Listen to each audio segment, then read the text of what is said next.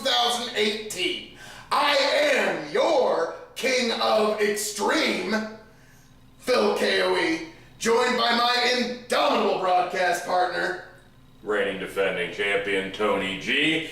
And you know, being it's Extreme Rules and you are the King of Extreme, yes, you would think that would give you a leg up on winning my title tonight. We shall see the night. However, your boy, Tony G, already up 1-0 with a nobody saw it coming except for yours truly win by the B Team, who are your new Raw Tag Team Champions, and it was wonderful. It was actually, I can't be too mad at this. I'm starting to get won over by the B Team. I like the gimmick. I mean, Curtis Axel, I mean, his family's been in this business for a little while, and so now he's got an upper echelon belt to finally...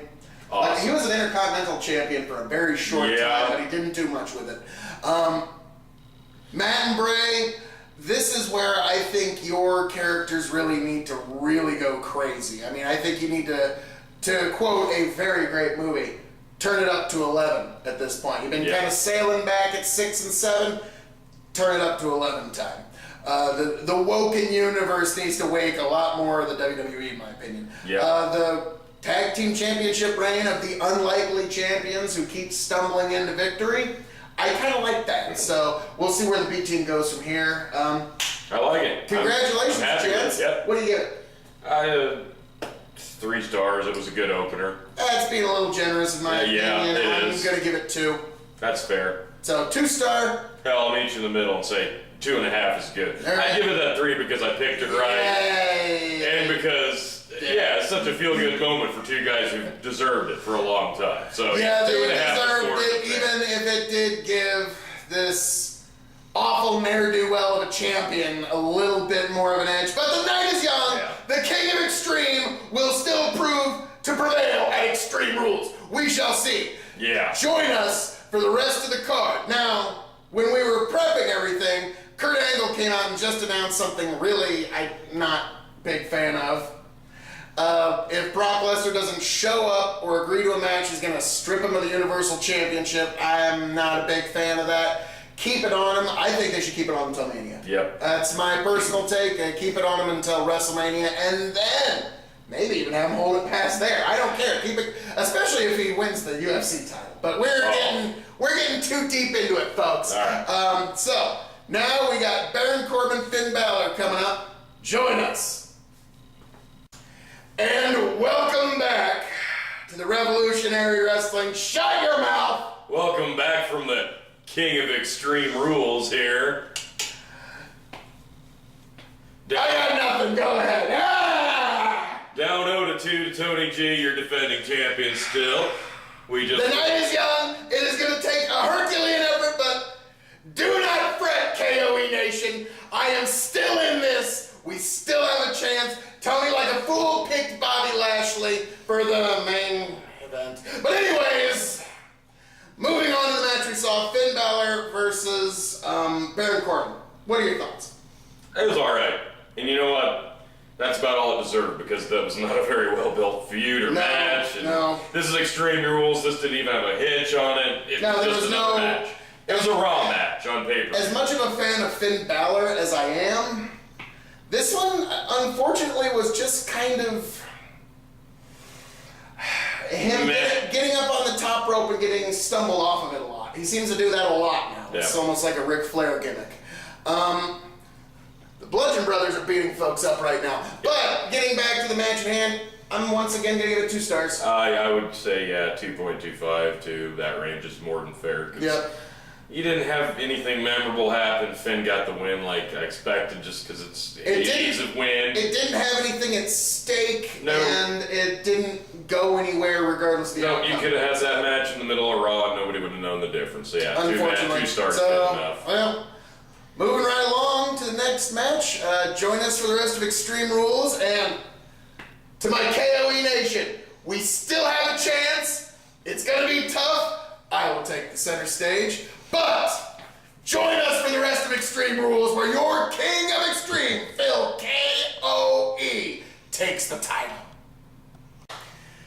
And welcome back to our review of Asuka versus Carmella with the brilliant stipulation of James Ellsworth in the shark cage.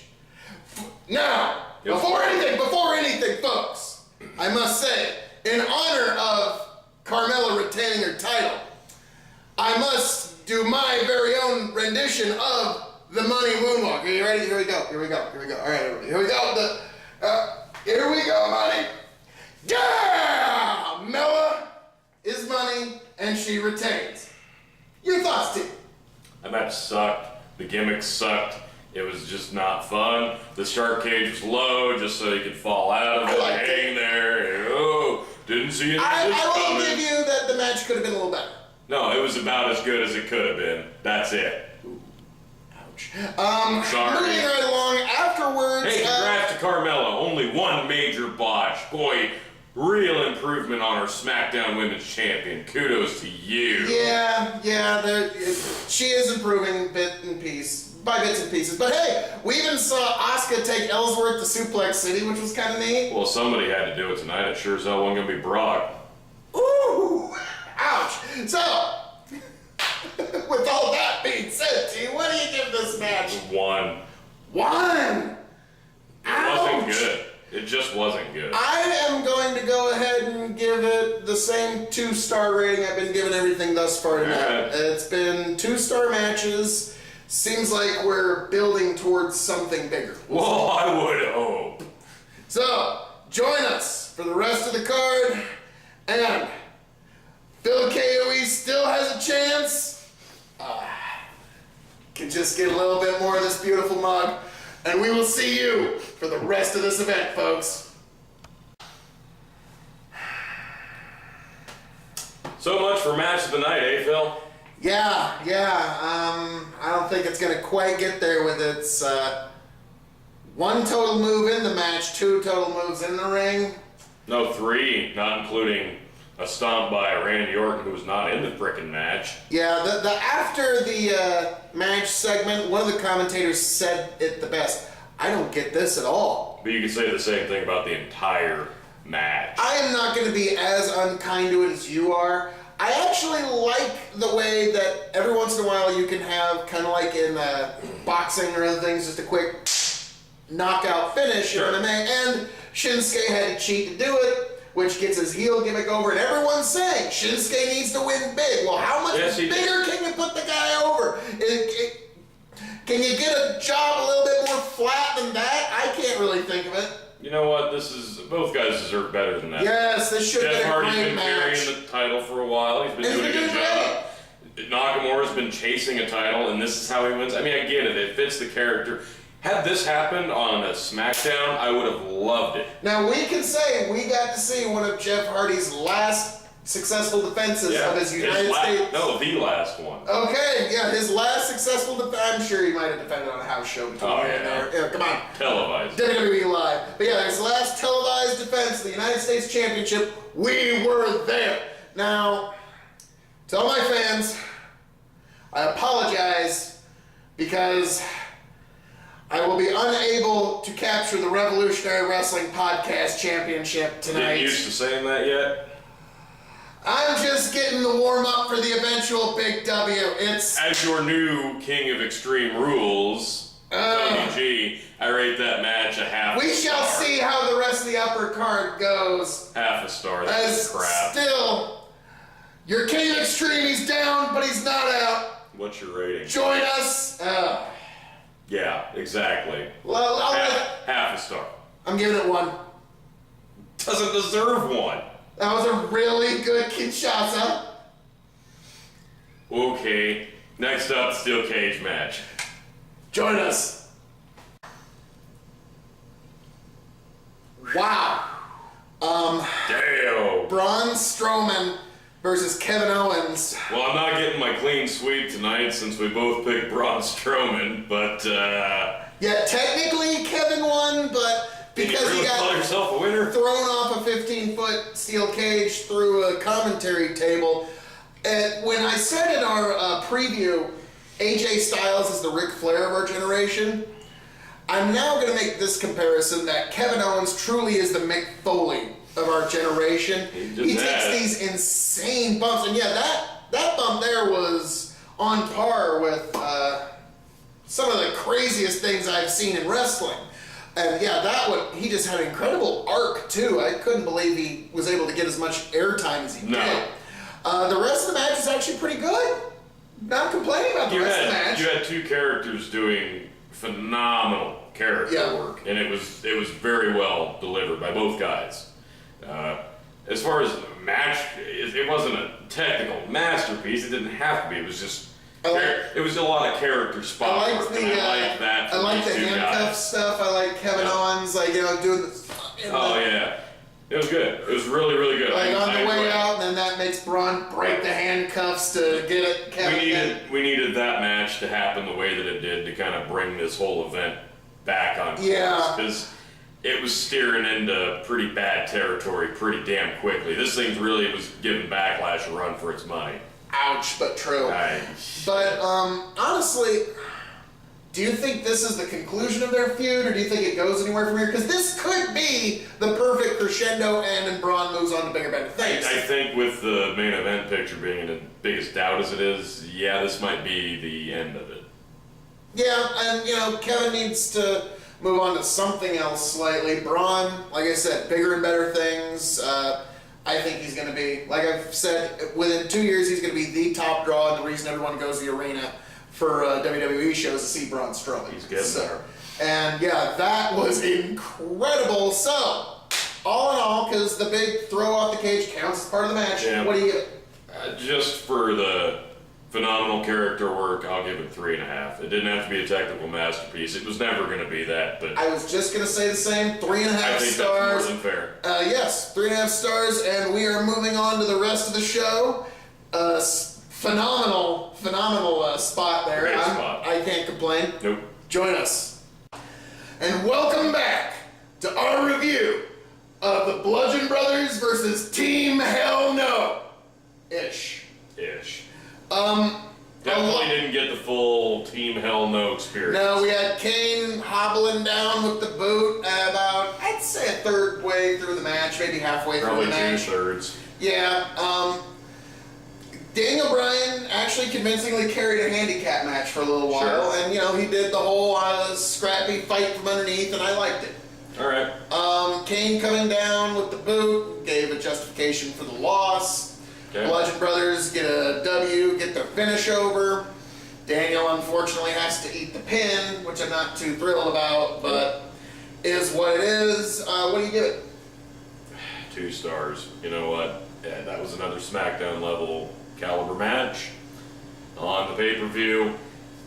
I think it could have been more, but there was no build here, so I didn't expect much going in. So really getting tired of saying 2 stars for this event, but here we are. Yeah, really. That's also, the problem with having your best match of the night so far being a spot. We had a segment just on the show here where the B team was more over than Roman Reigns. Well, that's a given. Let that sink in for a minute, folks. Now, what the problem with that is, Roman Reigns had... So, Bo Dallas, Kurt Axel, look for your WrestleMania main events coming up soon, I'm sure. Roman Reigns had a chance to resonate with the crowd since the B team's over and give them some love via fist bump or fist bump, something. a handshake, just a little smile, something. Took that opportunity and pissed all over it and just walked away. Even Austin, and the crowd Cena, pissed off. Hogan, they all kind of played around with the lower card guys that are getting over a little bit because they get to suck their heat and make it their heat. Roman, if you wonder why you're not over, look back on that moment right there. Yep. And now we're gearing up. It's probably scripted, so he can't do anything anyways, but... I think he had the little leeway as far as doing some audibles. Yeah. I think he could get away with it. True, but now we're going to see how the match... Hey, the match has a chance to change your minds, because Roman has changed my mind before on him, just on his in-ring work. I've been impressed by it from time to time. There's times that I'm really not over it, and it's certainly not been worthy of the unrelenting push that it's gotten, because there's not a real character arc there. No. But beyond that, I think the boy can actually impress in the ring, and we will see. So join us for our review of Roman Reigns, Bobby Lashley, where hopefully I can at least bring it back a little closer so there's not quite as much of a year-end gap in our point score. So, join us for Roman Reigns versus Bobby Lashley. Roman Reigns, Bobby Lashley, 1.5 stars. Well, I'll give it a little more credence than that. It was... We're not done yet. No, we're not. It was pretty cool with the Roman flipping Bobby over the top rope and Bobby just splatting on the ground. That one looked pretty nasty. Yeah, that was a neat. Pretty good spot. There was a table spot that didn't quite break. And then about a handful of botches. Roman was going to do the hoo-ah, which honestly, I'm going to be frank. If we can see your molars before you hit your finisher, that's not a good look. Just gonna go ahead and say it. Yeah. Like I know, just me being particular, but you know what the best part of the match was, other than that spot, though? What's that? With the fact that I predicted Lashley to win. There you go.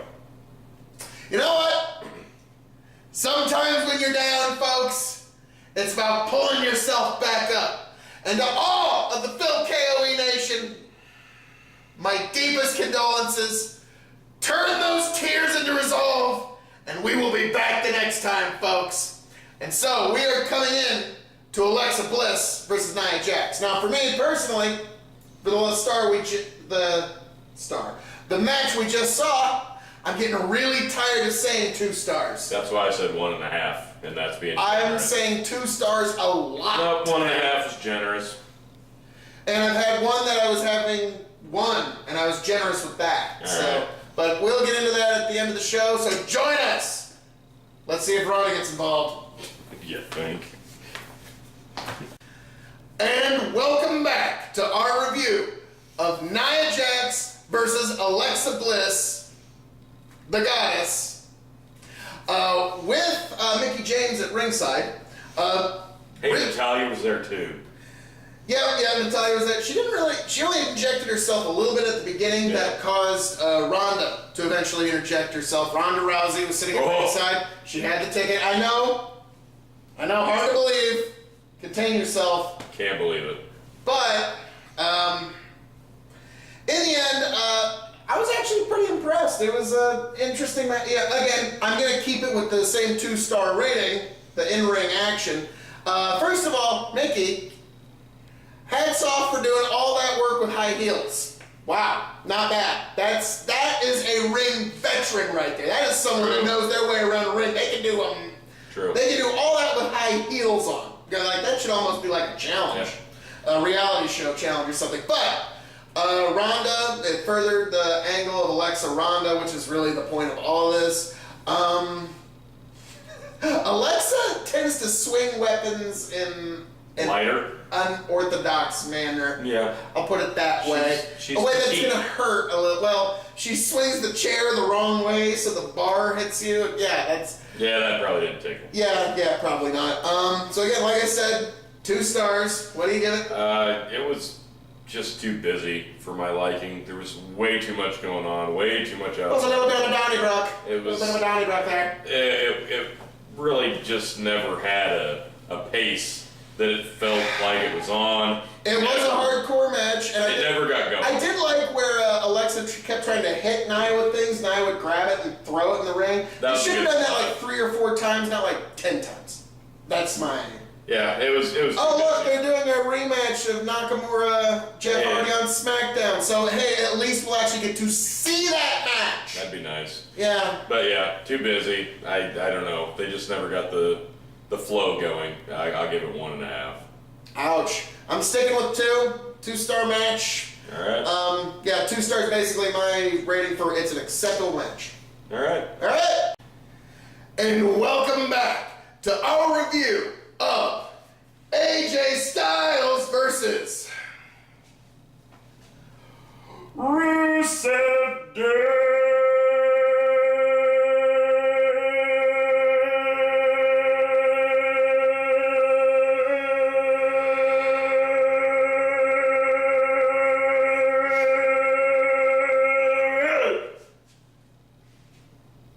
Get that out of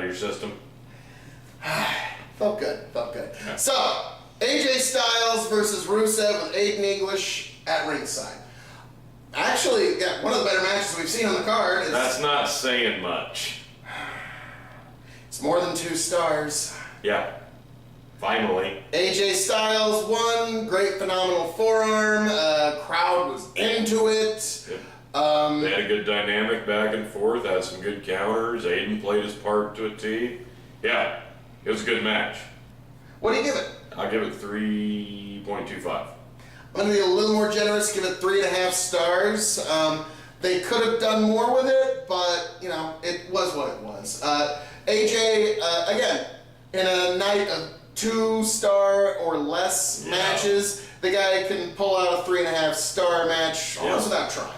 Pretty much. So, yeah. And it wasn't the main event, and it makes no sense. That does not, why is that not the main event? Why is the Intercontinental title the main event over the World Championship? Which makes me, I don't get it. I don't know what the reason is. Granted, I mean, we're about to see the best match of the night.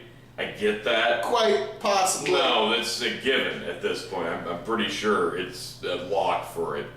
But still, so we will see. You can't just keep legitimatizing the world title and saying, oh, Raw is still the superior brand, even though our title holder won't show up. So our secondary title holder gets the main event spot, even over the most coveted prize in the game, the WWE title. Still has to play second fiddle just because it's on SmackDown. Nonsense. Yeah, I'm not down with that either. I'm not a big fan of that. I still think the WWE title should have taken the main event, but we have yet to see the Intercontinental Championship match. You never know. Might be a tough one to follow. So, join us for our review of the main event of Extreme Rules, an Iron Man match. Dolph Ziggler. Iron Man-ish. 30 minutes. Proper Iron Man match should be 1 hour, but 30-minute Iron Man match. Dolph Ziggler, Seth Rollins. And welcome back to our review of Seth Rollins versus Dolph Ziggler for the Intercontinental Championship Iron Man-ish match. Overall, the match itself, actually, it was okay. I felt like it could have been a lot more. There was a lot more they could have done in that match. The Seth Rollins versus Miz match is only 22 minutes, but that's still pretty close. When it was over the first time, telling everybody, what was the point of this? Yeah. This was, why did they have us sit through this? I said before we got to the finish, this is going to overtime, and what do you know? It went to overtime. It kind of reminds me, I feel like there was a Iron Man match, a pretty significant one in the past that did that before. No. Yeah, I must be off on that. But, the overtime, it advances the Seth Rollins-Drew McIntyre feud, which is what I said is the whole point of all of this. I think it would have been better with Seth as champion, but Dolph takes the W with a little chicanery from Drew, and screw you. Because that was also another prediction.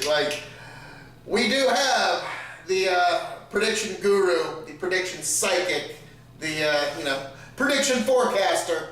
There's a reason this title's over here, folks. But for the next event, we will see. But, what do you give this match, all in all, with the overtime, all the chicanery, all the pageantry, everything included? 3. 3.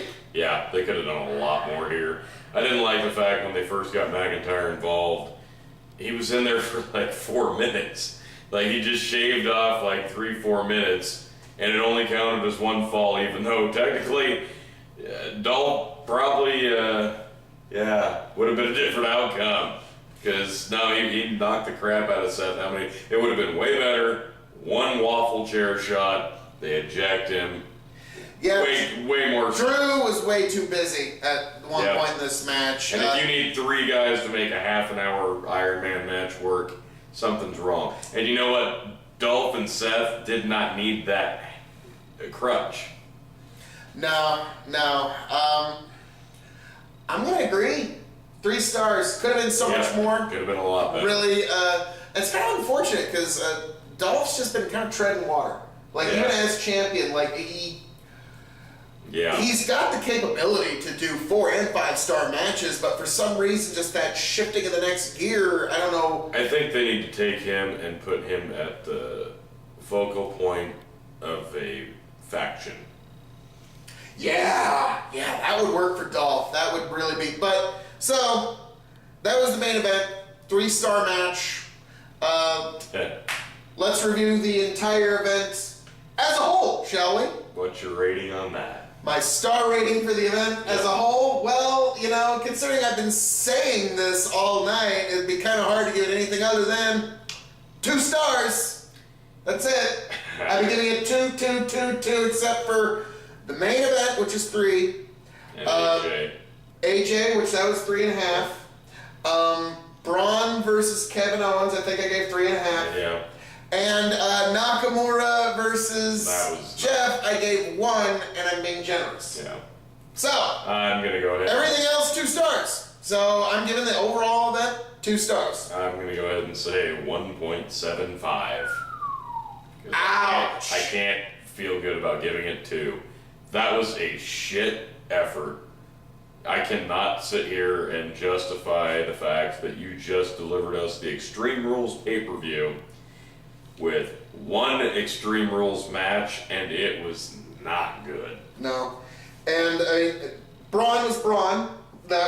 He was the highlight of the show. Yeah, it was a steel cage match. That was Extreme. the entire highlight. You don't need that on Extreme Rules. Do another. And that'll be what people will remember for years to come, is Kevin Owens there you go. Flying through the air, and so that was a piss poor effort.